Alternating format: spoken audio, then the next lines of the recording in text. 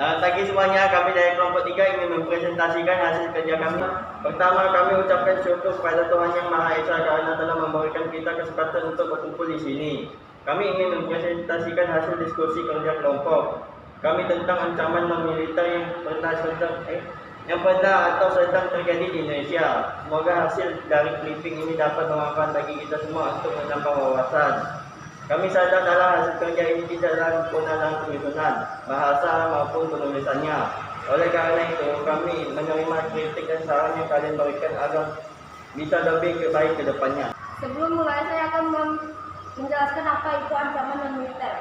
Ancaman non-militer adalah ancaman tidak menggunakan senjata, namun jika dibiarkan akan membahayakan kedaulatan negara, keutuhan negara, dan keselamatan segenap bangsa Indonesia.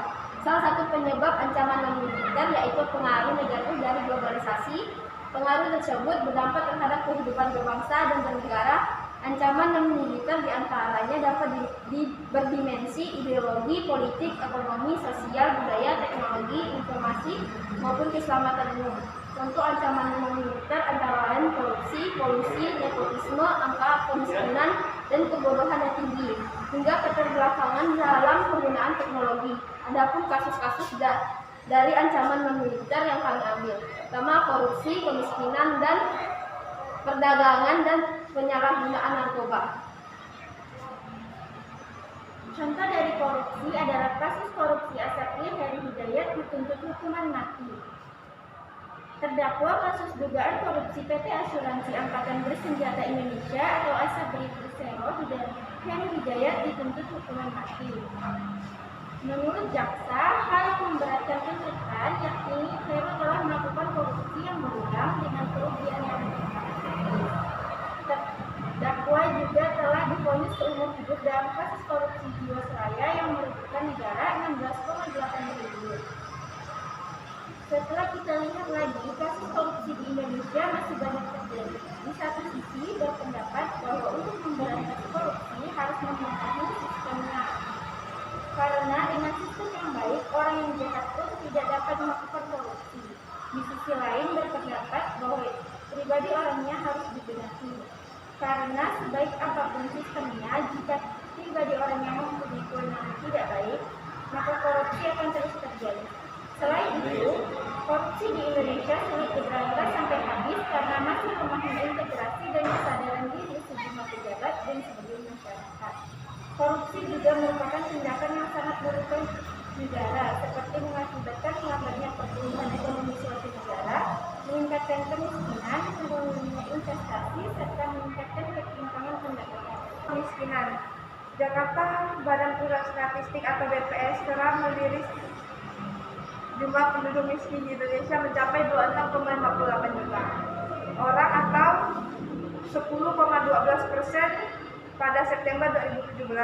Angka itu turun jika dibandingkan dengan Maret yang sebesar 27,70 juta orang atau 10,64%. Sedangkan persentase di Sumatera sebesar 10,44%, Jawa sebesar 9,38%, Sulawesi sebesar 10,93%, dan Bali dan Nusa Tenggara sebesar 14,17%. Jika dilihat dari jumlah penduduk miskin, Suharyanto menyebutkan Jawa masih mendominasi dengan jumlah 13,94 juta orang dan terendah di Kalimantan dengan jumlah 0,98 juta atau 980 orang.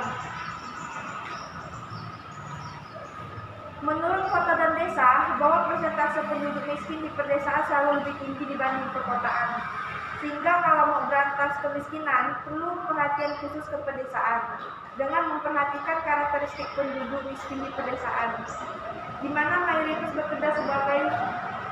bekerja di sektor pertanian. Ini memberikan pesan bahwa supaya tidak terjadi gejolak penduduk miskin, stabilitas bahan makanan harus dijaga, komoditas penting yang perlu dijaga yaitu beras, rokok, daging sapi. Kalau komoditas bukan makanan itu perumahan dengan sumbangannya 8,79% dan listrik 3,85% tersedia. Komentar. Menurut kami, kemiskinan ini terjadi karena ketidakmampuan sebagai masyarakat untuk menyelenggarakan hidupnya sampai suatu tahap yang dianggap manusiawi dan pendapatan yang diperoleh rendah yang mengakibatkan kurangnya sarana pendidikan, kesehatan, kurangnya nutrisi secara baik sehingga menyebabkan kualitas sumber daya manusia dari fisik yang rendah. Persoalan kemiskinan tetap terjadi, masalah besar yang perlu mendapat perhatian dan tidaknya konkret melalui pelaksanaan program-program baik yang bersifat penyelamatan, pemberdayaan maupun fasilitas. 3. Perdagangan dan penyalahgunaan narkoba dan obat terlarang. Badan Narkotika Nasional atau BNN mengungkap jaringan narkotika jenis sabu-sabu banyak beredar di berbagai wilayah. Kepala BNN mengatakan hal tersebut terungkap dari penangkapan kurir pengirim sabu-sabu dari Jakarta tujuan Boyolali yang ditangkap saat melintas di gerbang Kali Kampung Semarang. Dia menjelaskan BNN menangkap seorang kurir berinisial H, 29 tahun, warga Boyolali saat membawa sabu-sabu dari Jakarta. BNN memperoleh informasi tentang pengiriman sabu-sabu dari Jakarta dengan tujuan Boyolali yang dibawa kurir memakai mobil Tata Cahyo Toko diparkir dari antara Rabu 23 Maret 2022. Mobil yang memiliki sabu tersebut tersedia kemudian dicegat di gerbang tol Kali Kampung pada 15 Maret 2022. Saat digeledah, petugas mendapatkan 2 paket sabu-sabu dengan total berat 100 gram. Dari keterangan saat pengiriman sabu-sabu dari Jakarta menuju Boyolali merupakan perintah AD Mati yang saat ini masih menjalani hukuman di atas Purwokerto. Komentar kami, menurut kami, kemiskinan ini terjadi karena ketidakmampuan sebagian masyarakat untuk menyelenggarakan hidupnya sampai suatu tahap yang dianggap manusiawi dan pendapatan yang diperoleh rendah yang mengakibatkan kurangnya sarana pendidikan, kesehatan, kurangnya nutrisi secara baik sehingga menyebabkan kualitas sumber daya manusia dari fisik yang rendah.